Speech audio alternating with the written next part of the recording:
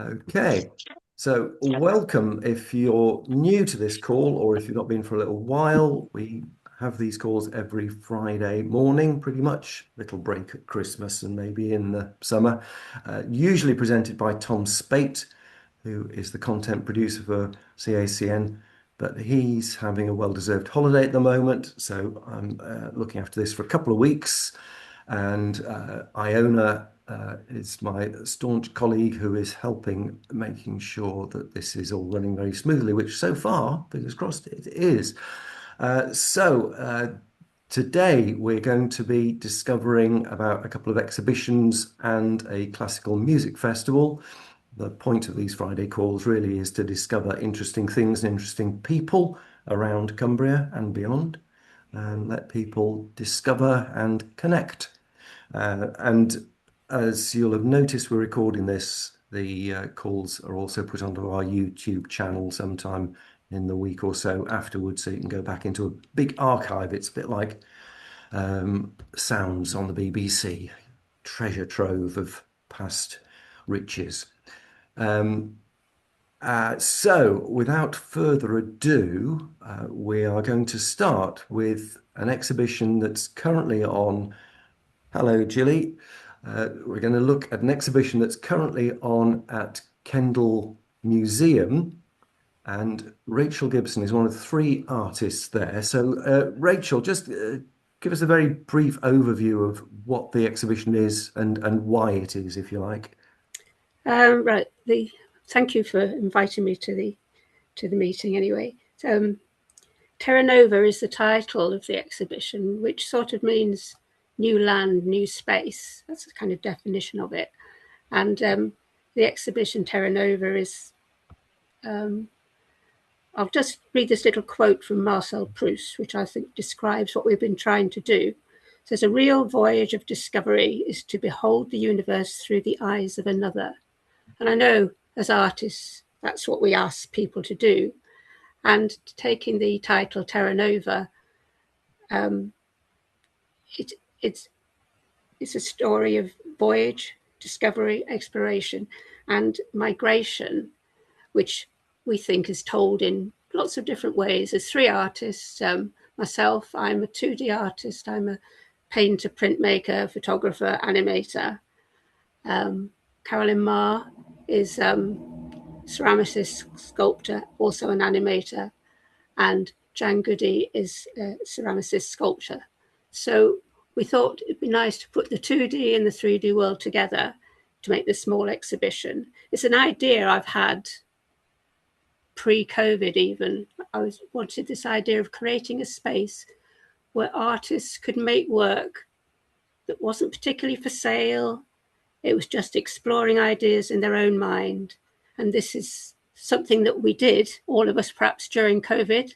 It gave us that wonderful space of time to just play.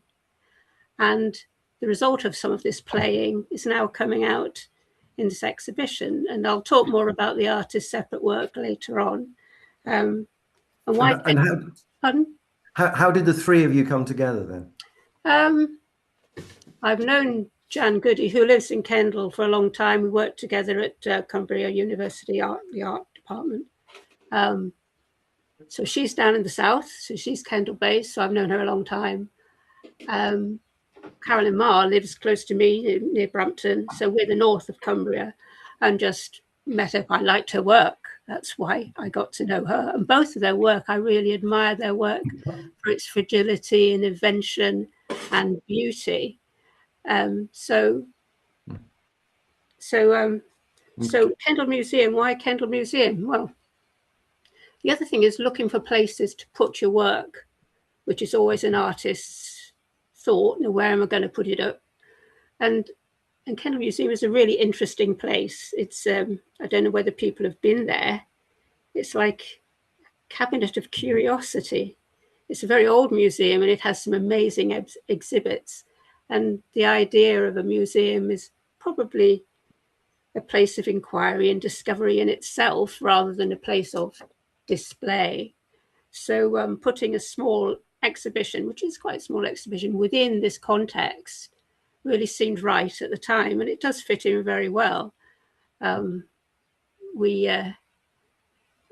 pose questions rather than just put the work on the wall. There's questions posed to make you think about why it's been laid out like it has, why it looks like it does.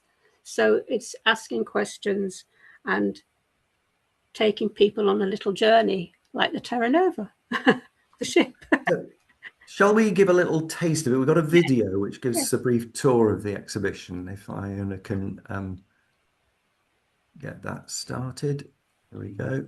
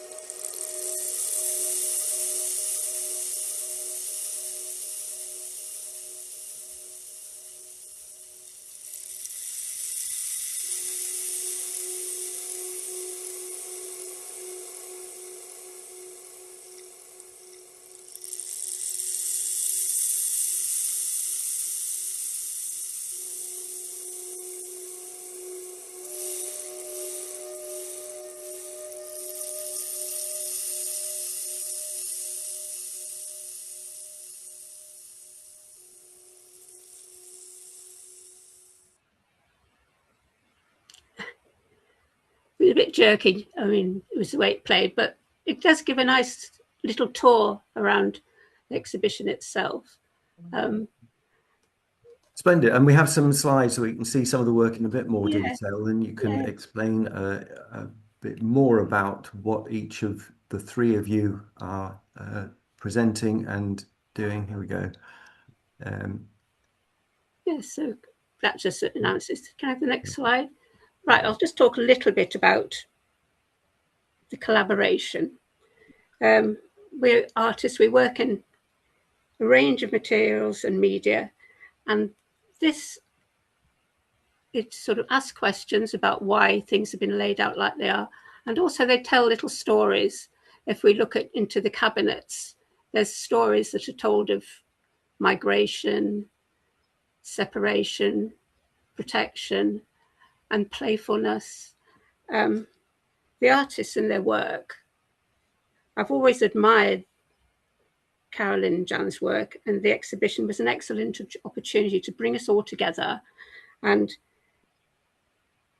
sort of, and we were so delighted with what we produced. We've decided we'd really like to make something more of this and build it further. But anyway, I'll talk through the artist's work. It's not as set out in the exhibition, but it just allows me to elaborate on what they actually do. So can I have the next slide, please? Right, this is Carolyn Marr. She works as a ceramicist, but also a sculptor.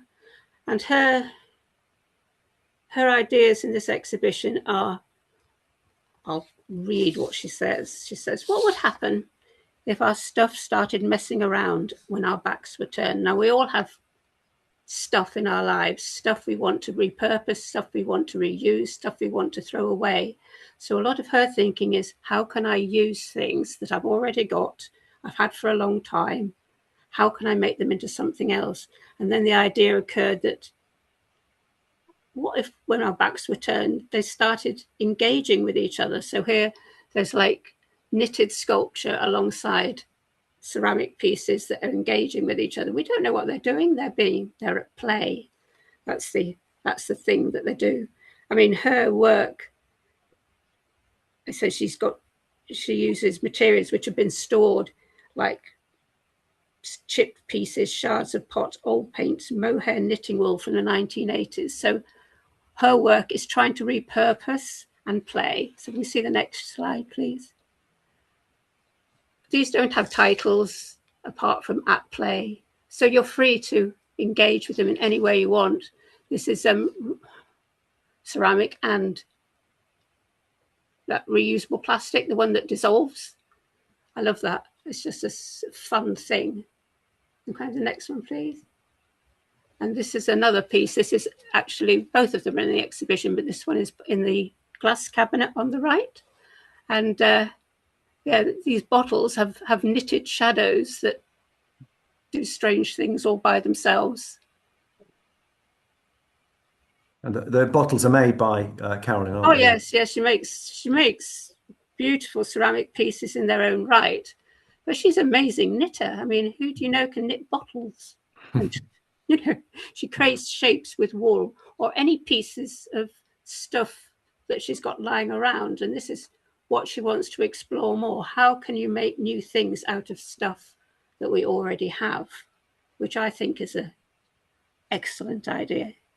Can we see the next slide, please? This is the fuzzy ball, which again, she knitted that. And this was sort of, we use this almost as an emblem for the exhibition because it's an object, it's tactile, it has connotations of all sorts of things. It's hand size, which I quite like the work, which is small enough, you imagine you could pick it up and take it with you. So it's that kind of look to it. So that's where we started with the exhibition, really. Now, we're moving on to Jan Goody's work. Jan is very, hang on, I'll get my page. Her exhibition in the left-hand cabinet is called Camp. And her notion is, you know, how do we see these kind of objects? Her objects are made of, again, of found things that are often, I won't go into the materials because they're far too technical for me to remember, apart from it being porcelain, wire, and stuff.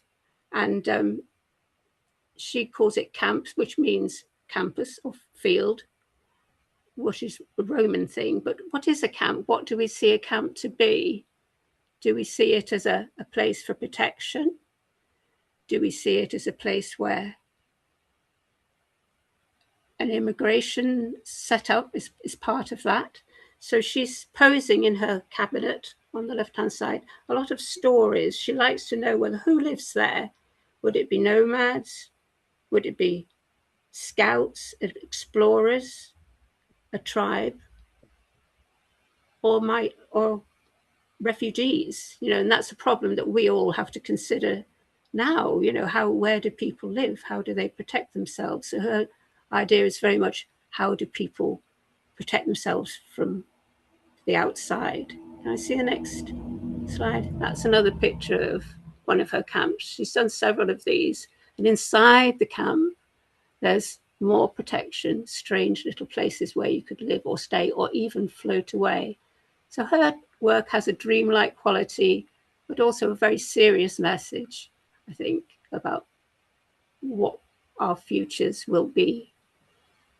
Helen is just asking in chat, what's the scale of those things that These we've just... are all, as I mentioned early on, they're all small. They're probably about 10 inches high. So quite small little setups, almost like toy soldiers, you know, setting out that kind of thing. Can I see the next slide, please? That's just a detail of I should have put this after. If you go to the next slide, please. That's it. So these are another selection of her works. These are roofs on legs, which are, again, protection, but they almost look like they're fleeing. You know, they're strange little objects that have a use as a roof, but there's always a little quirkiness about it. What are they there for? Where are they going? Can you hide underneath them? So they're very playful, perhaps, in themselves. And if you go back to the slide just before, please, and that's a little detail from one of the roofs. So Jan uses bits of wire. I mean, how she fires these things is beyond me, because I do know technicalities, a bit of firing, but she seems to manage to not blow anything up. So they're beautiful little questions in themselves. She says of camp, it's an ambiguous scenario which is open for interpretation, and that's what we wanted people to do, is to see what these displays are and interpret them in their own ways. It invites the viewer to supply their own narrative, which is often the case in museums anyway. It touches ideas of security, containment, and there's a very special reference to shelter, right? This is me, Rachel Gibson. I'm a 2D artist as opposed to Carolyn and Jan. I work as a painter, photographer, printmaker, and animator. This is a painting which I call Gravity Touching Down, because my take in the exhibition is playing with ideas of science, with physics, with notions of gravity, and you know, have you seen the thing where in a vacuum a feather falls the same as a weighted thing? So gravity is a very important part of our lives. I'm sort of thinking too about our state in the planet, and this is just a feather touching the edge of the world, caressing it gently. This cyanotype. Some of these I did during COVID, because we had that lovely summer where it was really sunny. So I did a lot of huge, they're quite big, they're almost a meter wide. And this is called, it's Our Earth, Our Only Home. So it's again, pulling in notions of what we are doing to our planet. And it's not a picture of the Earth, but it's a picture like the Earth. And I also work in book art. So I own a microscope and a telescope. So these images, which suggest being planets, they're actually blown up pieces taken down a microscope. So they're actually bits of probably dust from the floor. You know, it's little things that are very small, but are presented as a large planet. So it's playing this game of small and large, because after all, everything is the same. Planets are made of the same elements as the smallest thing on the Earth. So this is enlargement of one of those pictures.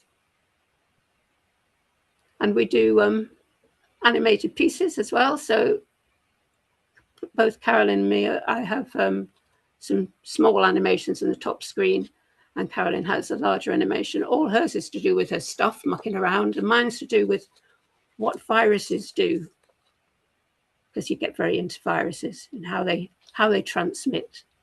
So that gives an overview of what we're doing. There's us. Photo. Well, it may be a small exhibition, but it looks like there's lots to explore there. And just tell us, it's running now until... It's running until the 20th of June, but we are having a Meet the Artists Day on the 13th, on Saturday, 11 till 3. So if anybody's in the Kendal area, very welcome to come and talk to Carolyn and Jan about their work and see it for themselves, because there's some very beautiful pieces in there. And it'd be lovely to meet anybody who wishes to come. And this is kind of am I right in saying it's the beginning of an ongoing collaboration between we're hoping very much so. It's something that took a little while to get together, but having done that, we see that there's a body of work and also an idea that we'd like to take further. I mean, after all, Terra Nova was a ship. That's what we mostly know it for, I suppose, for Captain Scott's last journey to the Antarctic. But it was a vessel that was a whaler, and it was repurposed to be an exploratory ship. And it ended up in the Second World War, I believe. Its final days are in 1943, and it sunk somewhere in, I don't know. So it's the idea of taking this little exhibition like a small ship, which could become a large ship. Other people could join. I'd be very happy for people to be part of this. and find other venues, particularly around Cumbria, but also outside Cumbria, but don't have to be galleries. They can be lots of different sorts of spaces that we could take our pieces and ask our questions and get people to make their own stories about them. Splendid. Thank you so much. I just put a link to the exhibition details in the chat there. And as you say, that runs till the 20th. It's not every day, is it? It's not. It's only open on a Friday and a Saturday currently. Right. Okay. Yeah, should have said that. And also, it's till the 20th, but as I say, on the 13th, we're going to be there if anybody wants to come. Thank you very much. Thank you. Lovely, lovely, fascinating work. There's a competition for people's time and attention on the 13th, because I know there's also going to be an event at ArtGene associated with the exhibition that they're about to open. So that provides a nice segue. So we're joined by Huawei Chen from ArtGene and Connor CJ Pitcher, who's one of the artists taking part in that. So Huawei, could you just explain the concept of rough terrain and how that has come about? Okay, hello. Can people hear me? Yeah, good for me. Hi. Okay, nice to meet you all. And I'm so honored to talk about our exhibition here happening at ArtGene in Barrow and Furness. So for those who sort of new to this call, just a really brief introduction to ArtGene generally. So we are an artist-led charity engaging communities in the revisioning of the social nature and the built environment in Barrow and Furness. And here's the new exhibition we're going to have. Oh, so I have this poster here, and I think Chris, I sent you a few the slides. Yeah, it's okay. Yeah. So you can also see the front and the back of the poster I'm holding here. So the exhibition called Rough Terrain and got this little title saying Artists in and on Cumbria. So there's some timings that I mean, people can put in their calendar. So as Chris mentioned before, so 13th sort of got loads of events happening, not just in Barrow, but also around Cumbria area. So the exhibition will be opening on the 12th of June, a Friday, from 6:30 p.m. So I mean, people are really welcome to join like slightly earlier or anytime they would, I mean, they are comfortable with. And we have soups and refreshments provided. The soups are from our community growing space on Warning Island. I mean, all the materials. So, and also on the 13th of June, this Saturday, from 11 a.m., we'll have this event, Navigating Practice, Artist Talks and Conversations, which have some artists from in the exhibition talking about their practices, and also a short panel discussion among some artists who have established careers, and also people who like from the other side of the residencies and grants, like who are organizing these exhibitions and things. So and I also know like in Barrow and Signal as well, that's another art organization just across the road from ArtGene. They're also doing events as well in the afternoon. So it's a sort of creative fun day of Barrow. And also I'm happy to know like in Kendal also have this artist talk as well. So there'll be a lovely creative time for Cumbria. Okay, so I would like to talk a little bit about the concept of the show. So this show brings together 10 artists whose practices engage with the landscape, community, and identity and industry across Cumbria. Cumbria is distant from the center with its own ecosystem shaped by the flesh of nature and veins of industry. It is a rough terrain, a piece of land distinctive from the familiar image of the lakes. So that's one of the reasons why we choose this as the exhibition title. And the artists are all working on in the area, and also some of them are from born and raised here, and some of them like who are away for a while and then eventually come back here to settle down their practices. So we select these artists based on our previous call-outs, and also we paid attention to the artists we constantly work with, aiming at a younger generation who just started their career, or those who, like, as I said before, returned to the land after being away for a while. So the artwork will span across photography, prints, moving images, sculpture, and installations, as you can see on the slide. It's just some of the work, so it's not all of them. So I kept some secrets to the show so for people to see. And we are trying to engage the audience in multi-sensory way. So it also echoes with ArtGene's ethos, focusing on the dialogues with local communities, nature-driven and industrial overlaps specifically nested in Cumbria here. And we are kindly funded by CACN, See It to Be It youth program, supporting and helping more young Cumbrians build careers in the creative industries. So we're really thankful for all the funding and the support from CACN and also giving us this chance to speak a little bit about the exhibition. So Well, here's thank you for some, highlighting that, and we're very pleased that ArtGene is putting on this splendid show. Just while we're on this slide, all fascinating images. The image in the top left-hand corner, rather beautiful, very abstract. Do you know who's the maker of that, and what is it? Oh, so the artist is Lydia Moraitis, Um, and she's a Cumbrian-born artist, but she's now based in London. But this time she will come back to the site and do some thing related to Cumbria. And this work is it's a quite interesting name as well. This work called "The View Remains the Same, but with a Darkened Hue." That's lovely. It's a print on MDF, and also focused on, but it's a bit hard to, I would say, describe what actually it is. You need to go and see it. Yes. Absolutely. Sorry, carry on explaining about the And on the next slide, actually, you can see some little tulips. That's also from the same artists. Oh. Yep. But these tulips, I mean, they're not called tulips. They're the untitled artworks. Okay, so I'm just about to talk a little bit about the artists we are having in the show. So we have this artist, and you can also see from the poster, that's one of the work by artist Iona Ford. She's from Wasdale, and her family got sort of like three art generations, all studied at Manchester School of Art. And also she works on like folk history and oral storytelling and her experiences of being raised in the rural England, Cumbria. And also, would you mind go to the former slide, please? Thank you. So that's the one image on the bottom left-hand side. That's the one she's having this little mosque she made inside the bus in Manchester. But also on the poster image, that's where she made the mosques and tried to show some rural traditions in the city, but also come back to the hills in Cumbria, like where it actually should be belonging to.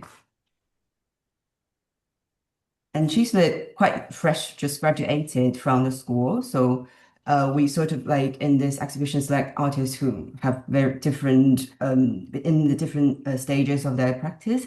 And she is a quite, I would say, nice and I mean sort of artist who we can try to explore and help and support a little bit about her work, and also try to find more new ways of engaging with the audience as well.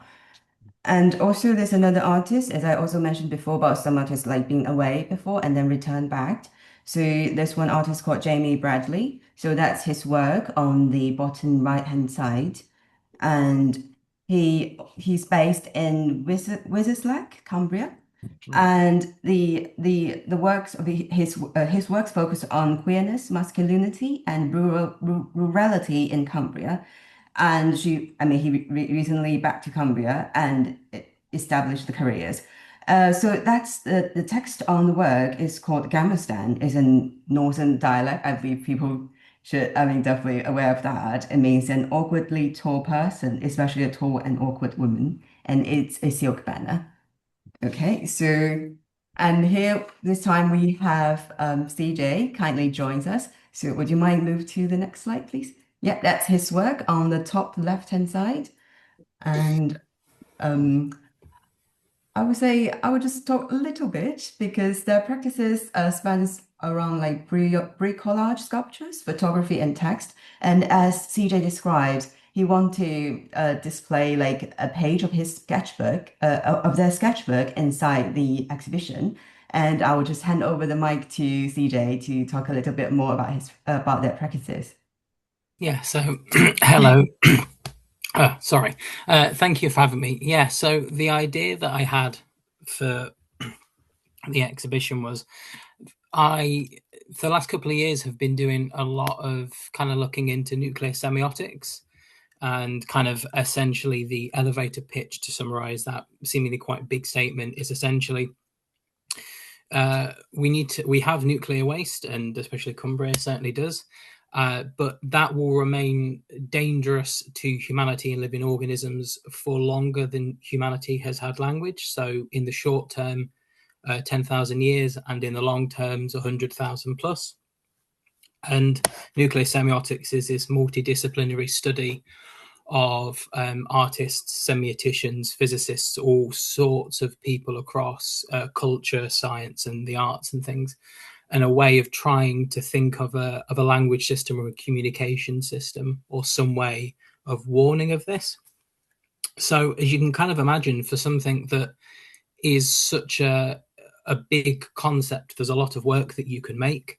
So when I was kind of when I was approached for this, I was trying to think of which singular piece do I bring, and I kind of decided and set upon not bringing one individual completed piece of work, but I like the idea of experimentation. And as part of this, I've been exploring all sorts of different materials. So like copper and its use in containment of radiological waste, the materials of like chemical suits and things, and playing around with them and how they interact in 2D and 3D and all this type of thing.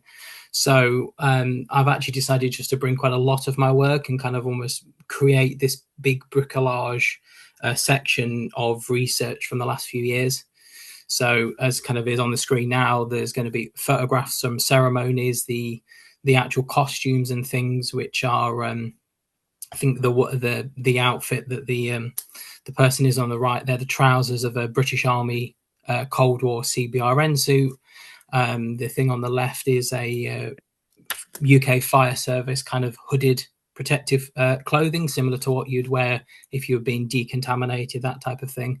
And there'll be like other sculptures and things playing with the materials, and then British folk linking into things like British folklore as well. So the idea of hagstones and protection from that and all sorts of things. So it's kind of, this nice collection of artistic research, experimentation, and sort of playfulness in all manner of different ways from the last few years.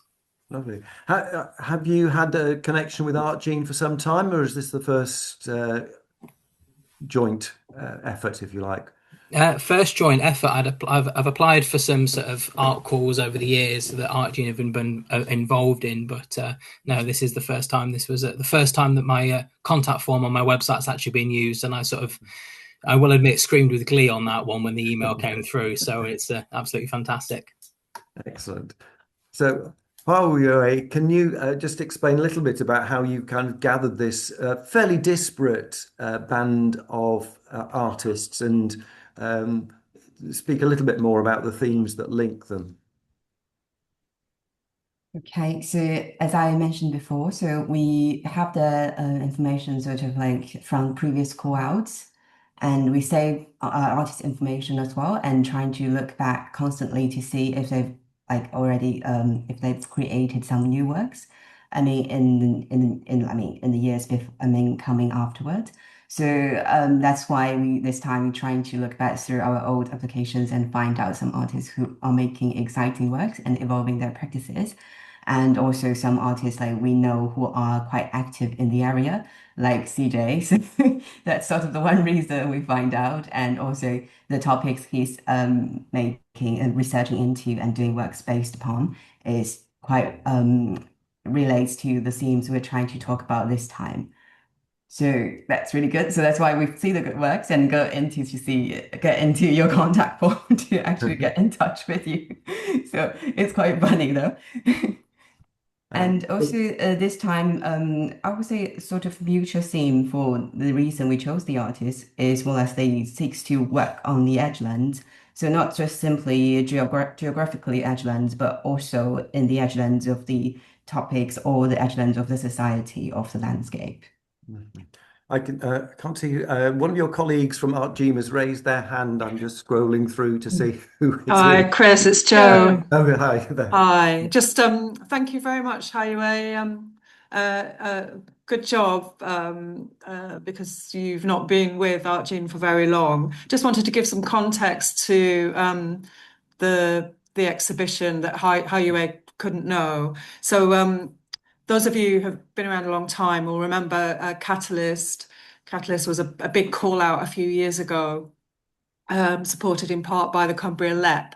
And you might remember Kate and I talking at length about how many applications came in for that open call, which is very focused on Cumbria. Only three. And that was a big kind of heftily funded resident sort of commission, basically, wasn't it? Yeah. So we funded in the end three artists and gave them 25K each. But because over 200 people applied, a lot of them making a case for doing great art in Cumbria. We felt it was such a wasted opportunity to only showcase or highlight three people. So we always had it in our mind that certainly on the visual art side, that at ArtGene we wanted to give some more presence to all of the effort that went into those applications from all of those artists. Obviously, it's a limited show, so we're featuring 10 additional artists here, which I hope is appreciated by those who've been selected. But what we did was bring that ambition to review our Catalyst again, together with See It to Be It. So we've kind of meshed the two. And as you've heard from Highway, she's a young curator. This is the first time in ArtGene's 25-year history that Maddie and Stuart haven't curated an exhibition. And in the spirit of See It to Be It, we've handed over those reins to Highway and Meg, who are both under 30. So it's a youth curated show.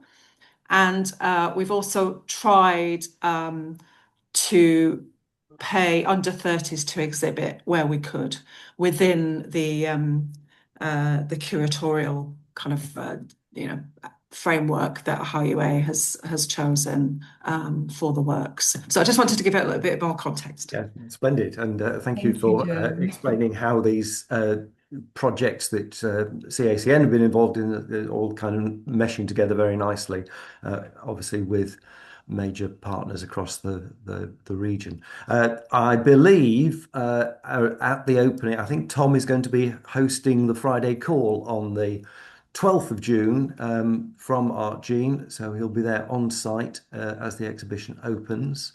And as we've said, there's on the Saturday the 13th, another opportunity for people to gather and learn further.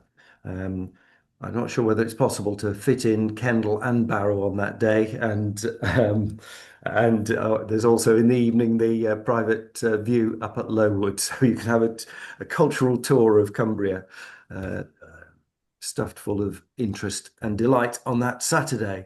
Thank you so much. So as I say, we'll be back with you in a couple of weeks, and Ian has just put a link to CJ's website in the chat there, so you can have a little look at some more of his work, get to know him a bit better there. Thank you very much, ArtGene.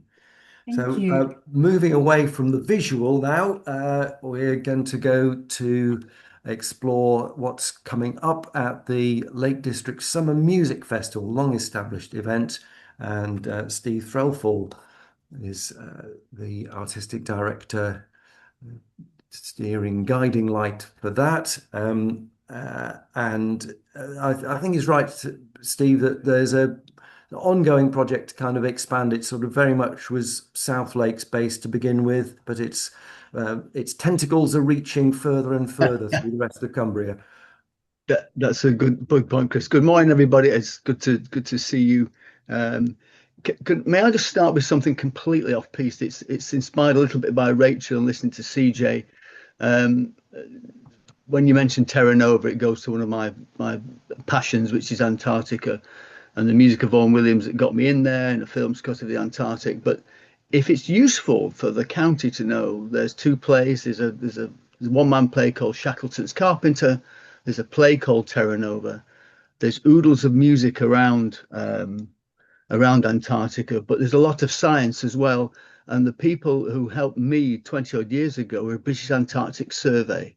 So I'm just going to brain dump all that in there, because the links between music and science was something they funded, particularly in schools. Who knows, with the resources of the county, it could be something that could bring all various strands. If I mention art books, if I just tell Rachel that when I went to the Scott Poll Research Institute years ago, a nice man said, "Would you like to have a look at this?" And he gave me a leather bound book like that, and I pulled it open, and inside were the drawings of Edward Wilson, which, for those of you who don't know, died in the tent with Scott. So these were rescued from the tent. And on a lot of the sketches were little aid memoirs on the various colours.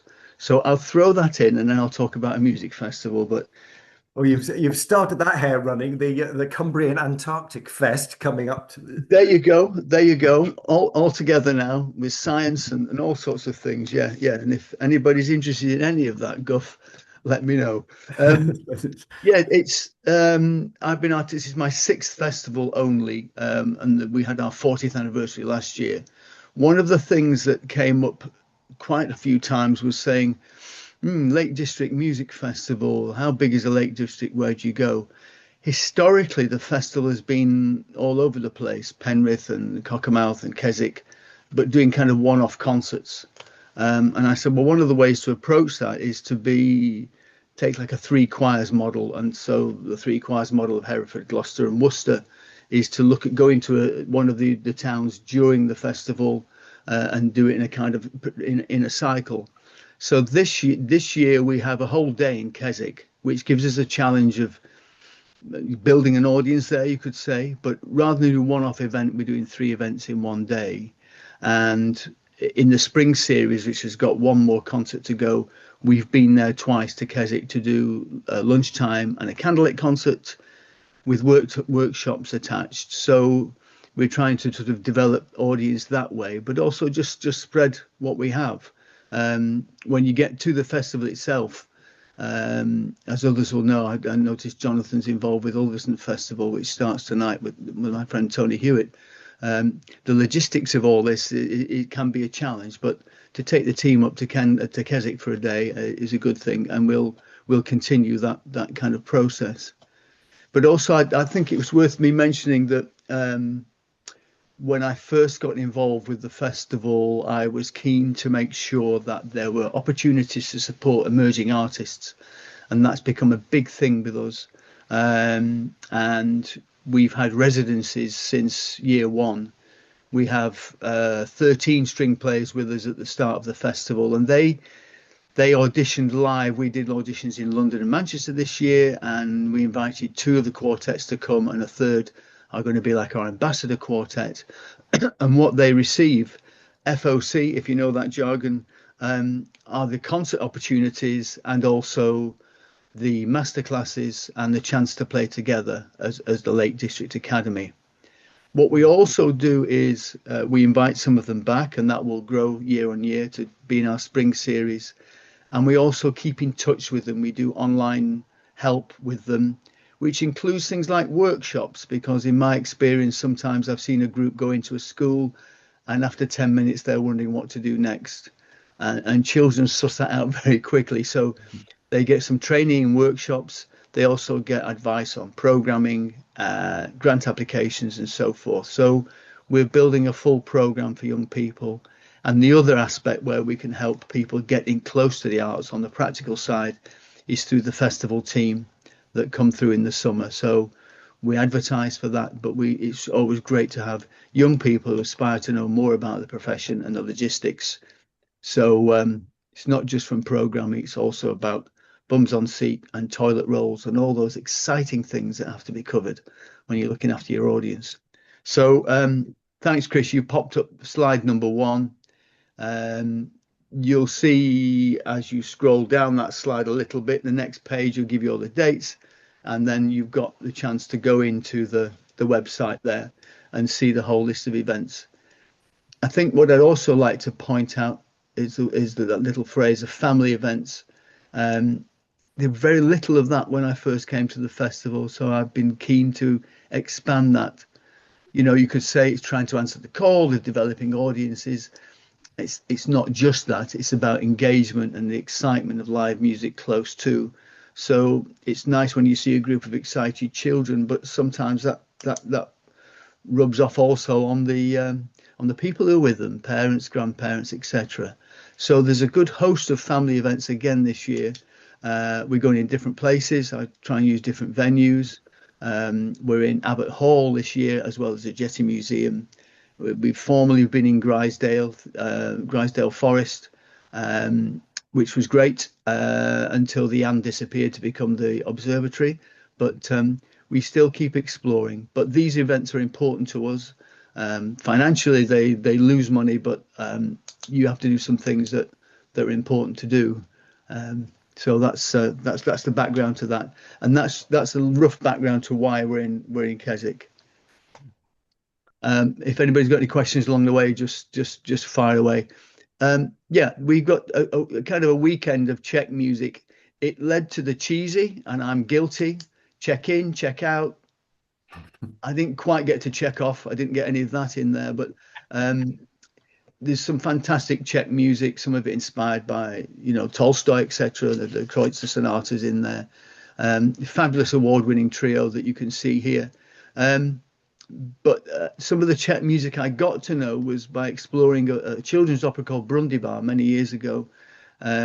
Worth a look. It has a kind of dark history as being a piece of music composed in Prague and then taken into Theresienstadt, which, as you may know, became a place where a lot of Jewish people were kept. And when the Red Cross asked to go and see Theresienstadt, you can guess what the Germans did. They moved a lot of people away, but arts and culture were allowed to carry on, if I can put it that way. So compositions were created in there. The children's opera Brundibar was performed there many times. I actually performed it with various groups of children over the years, but also with the survivor from Theresienstadt. So there's that background to Czech music. And I'm saying that slightly because if you look at the second part of that caption, the Lady Milliner Grenfell Baines might not strike a note with you, but I don't know if you've watched One Life, the story of Nicholas Winton. There's a famous scene in That's Life where Nicholas Winton is introduced to people that he helped get on the trains to the UK. And Milliner was one of those people. She's a great advocate for the arts. She's about 94, 95. You wouldn't guess it in the way she approaches things, but I thought it would be special to ask Milliner to come and speak before the first concert of the trio, to just give some of her background and life experiences coming to England. You'll probably know about the Windermere Boys as well. That connection there with in the site that's now behind the Lake School. So that was sorry, just to clarify, if people don't know, that was a collection of Jewish refugees who are housed near Windermere. Yeah. Thanks, Chris. But that's quite a feast of Czech music that starts on Saturday and runs through till Tuesday morning. But bringing these fabulous artists together, and also I always plan to do is that the student groups I've talked about play alongside them as well as be coached by them. So there'll be fun at the end of the Czech Mates concert that finishes that batch of concerts. Nobody's wincing, so I'll keep saying Czech Mates and see how I get on with it. Yeah, I've not got to Czech book yet. You're okay. In a way, the festival, the emerging artists, is what I was talking about before. So here's one of the two groups, and you can see that yes, they'll perform alongside those groups.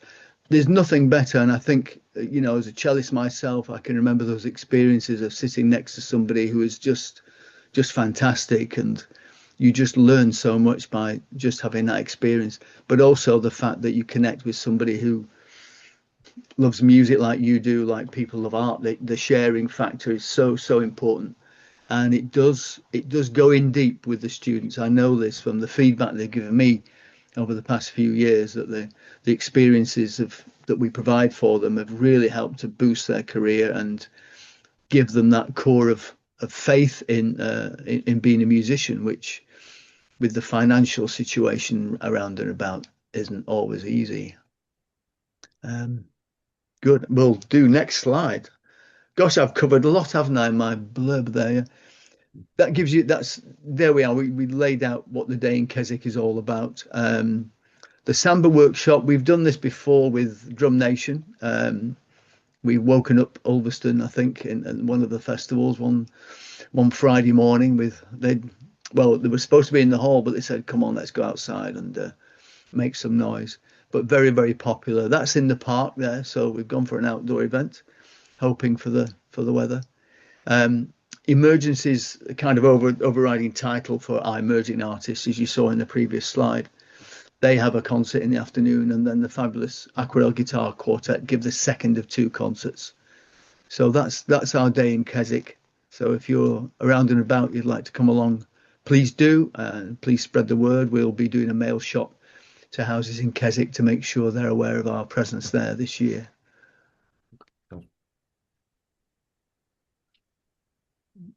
This is great to see this shot that Claire took for us last week. This is only last Saturday here in Kendal. Bringing people together to play is one thing you can do. There's lots of amateur musicians. It's nice to get, I can see in there's 3 or 4 younger musicians as well. And I'll tell you a little bit more about a much bigger project along the same lines. But this is kind of in a way, the community aspect of what I've always liked to do. Just building and giving people the opportunity to come along and play. I'm a conductor as well as a cellist. The guy in the middle is my old friend who's one of the principal players of BBC Philharmonic. So that's part of a sectional that happened in St Thomas's Church last week. And yes, we played Czech music, so we keep the theme going. But we have a fun day, meet at 10 o'clock, and by 4 o'clock, 4:15, we've played 2 lovely works by Dvorak and Mahler. And a similar event will take place like this within the festival.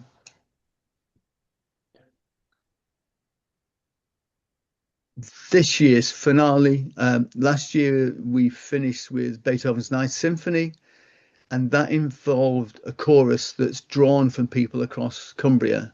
Again, it's part of my quest and our quest to make us accessible as possible.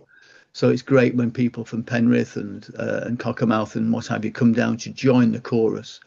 I go to them in the rehearsals. I scoot up to Penrith and what have you. This year, I just thought it'd be nice to do something operatic. Cavalleria Rusticana is about 70 minutes of opera. That's partly why I chose it. It's gorgeous, glorious music. Everybody plays the intermezzo, but there's about 65 minutes around the intermezzo as well to be heard. But here again, this is a soprano I've known since she was about 17, Kirsty McLean. She's one of 5 young soloists who we've asked to be soloists for the opera, and I see them tomorrow in Manchester for rehearsal. And again, that's I'll answer Catherine's question in a minute. Got it, seen it.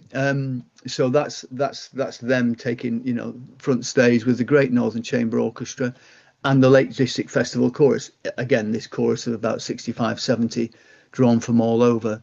And then we've got a first half of smaller operatic favourites. So that's the way we finish the festival. And sorry, Steve, just to interrupt, you mentioned rehearsals for the chorus in Penrith and elsewhere. When are those happening? They are all on a piece of paper. They've gone out to people already. I think basically, if anybody's interested, if they drop me a line, I'll feed that through to Josh Hall, who's one of our team, and he'll send out the information.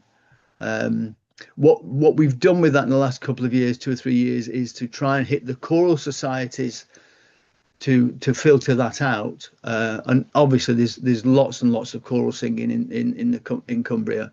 And I always try and tread in between what's going on. But if somebody'd like to know, yes, that's what that's the best thing to do, is drop me a line, and then we'll send out the information. And please feel free to send that across. Catherine asked a question about wind players.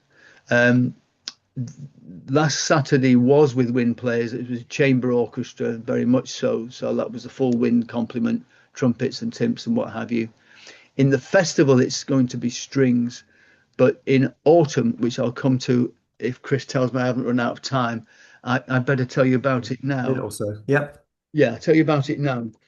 When you go to our brochure, you get to the back page. I don't know if you can see this, but you might see. Thanks very much. Do have a look. Can you see enough of that? We come off the screen share. There we go. Yeah, Bernstein Okay. beat. Yeah, that's Mr. Leonard Bernstein. At the end of October, we're doing a thing called the Bernstein Beat. It's something I've done before, and I came across it. I've been promoting a festival about Bernstein's music. It's like a family program of extracts of Bernstein's work. So West Side Story, America, On the Town, those sorts of things, put together by his three children. And I got to know Nina Bernstein, who's the youngest of the three children, sorry. And the idea is to pull the orchestra together from anywhere and everywhere across the county. Based at Sedbergh School, we have a Friday night rehearsal, 30th of October. Saturday is a full rehearsal, 10 till 5, again in Sedbergh School. That evening, Nina will do a presentation of some piano pieces called Anniversaries. So Leonard Bernstein wrote little gifts to people like Stephen Sondheim, Aaron Copland and what have you. And she'll narrate through that and explain the connections. There's a piece about her as well. And on Sunday, 1st of November, we have the final rehearsal and we do the Bernstein Beat at 3:00. But it's a big tamale, I think, to use that phrase, to try and bring lots of people together. It's what I firmly believe in, but here's a chance to do some exciting music with a guest pro leader, sectional coaches to help along. It's all about the fun of the rhythm, and it's presented by Nina, and it's great fun and obviously great music, quite challenging, but that's kind of a big project we've done on top of various other workshops we've done throughout the year in schools around Cumbria. Splendid. I'm sure we will highlight that again closer to the time as well. But It looks like a wonderful smorgasbord of delights for the summer festival coming up. So that's end of July through into August. 31st July, August 9. Yeah. Links in the chat. So thank you so much to the featured people and events today, Howie and Connor and Rachel and Steve. Thanks so much for sharing all that with us. Lots of interest. And Tom will be back in the usual seat, in the usual place next week. And a cheeky plug from Phil for Carlisle's Unity Festival taking place on the 6th of June at Tully. Look out for that. I'm sure there's plenty of other things to occupy us culturally over the coming weekend. Lovely to see you all. I'm going to stick with tradition and bring this to a close sharply at 10:30. But have a great weekend, everybody. Thank you for joining us.